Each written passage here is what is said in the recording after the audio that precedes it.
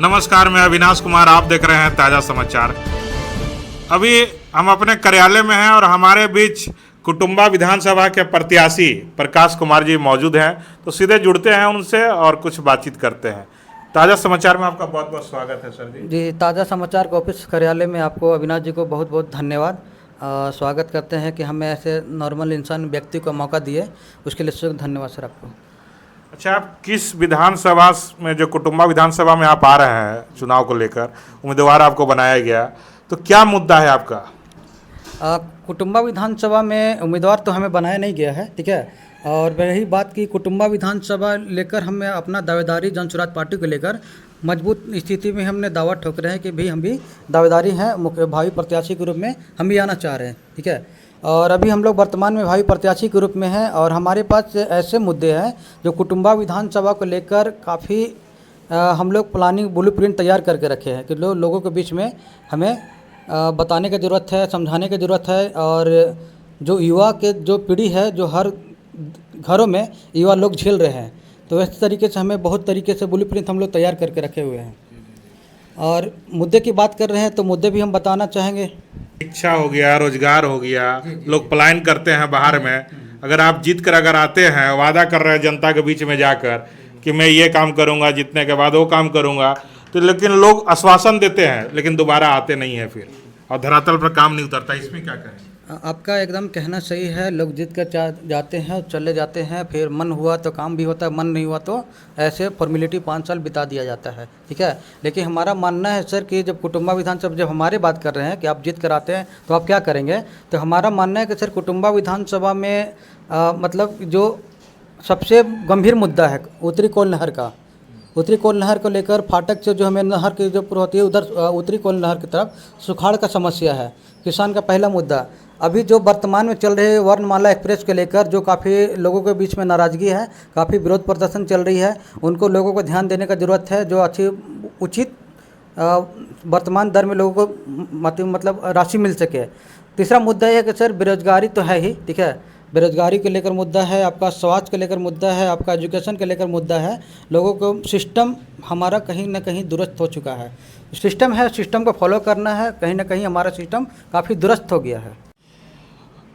कुटुंबा के वर्तमान जो विधायक हैं राजेश कुमार जी, इनको प्रदेश अध्यक्ष बनाया गया, तो क्षेत्र में काफ़ी बहुत अच्छे से काम किए और कर भी रहे हैं, और काफ़ी क्षेत्र में दौरा भी कर रहे हैं। वोटर अधिकार यात्रा को लेकर राहुल गांधी जी, तेजस्वी जी, प्रदेश अध्यक्ष जी और भी लोग नेता लोग पहुंचे हुए थे। इसमें आप क्या कहेंगे? वोटर अधिकार यात्रा में लोगों ने देखा, लोगों ने समझा और लोगों ने परखा भी, ठीक है। और हमारे माननीय वर्तमान विधायक हैं और इतना ही अच्छा काम किए हैं, तो बस आए। और उनका काफ़ी विधानसभा में विरोध है, ऐसे आप बोल रहे हैं कि अच्छा काम किए, नहीं काम नहीं किए हैं तो आइए घेवरा पंचायत में आप देखिए, करकट्टा गांव से लेकर काफ़ी 10 से 15 गांव ऐसे हैं वहाँ पे कि आज हम उस गांव को विजिट किए तो मतलब घेवरा दुमुहान के पुल के बगल में 100 मीटर की दूरी पे 8 से 10-15 गाँव ऐसे लगे हुए हैं, जो 100 मीटर के बीच में एक पुल छोटा सा बना दिया जाता तो कम से कम उन लोग 15 से 20 किलोमीटर का बचत होती।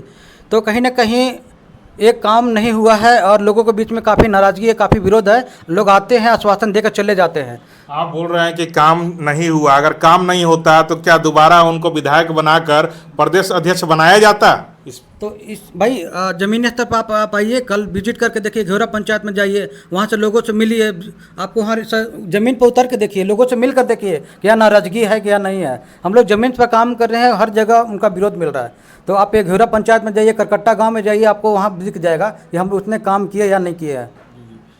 जन स्वराज पार्टी के जो सूत्रधार जो हुए प्रशांत किशोर जी, वो भी बहुत बड़े बड़े वादा कर रहे हैं, इसमें आप क्या कहेंगे? वादे कर रहे हैं, करके भी दिखा भी रहे हैं। प्रशांत जी से हमने जुड़ने का रीज़न क्या है कि सब दिन हमें ठगा गया, हमें महसूस हुआ कि हम लोग ठगाते हैं। इस बार हम लोग विचार किए हैं, प्रशांत जी ने ऐसे व्यक्ति हैं जो हम युवाओं को दिल में, दिमाग में लोगों को वहम जो था हटा दिए हैं। लोगों को डर से इधर वोट देना था, फिर उधर को उनको डरा के उधर वोट लेना, ये सब दिन का इन लोग का राजनीति की वो दिमाग से हटा दिया है। आज पूरे बिहार में विपक्ष के तौर पे 243 विधानसभा सीट पे मजबूती के साथ उतर रही है हमारी जन स्वराज पार्टी, और बहुत दमखम भी दिखाएगी और अच्छे बहुमत में भी आएंगे।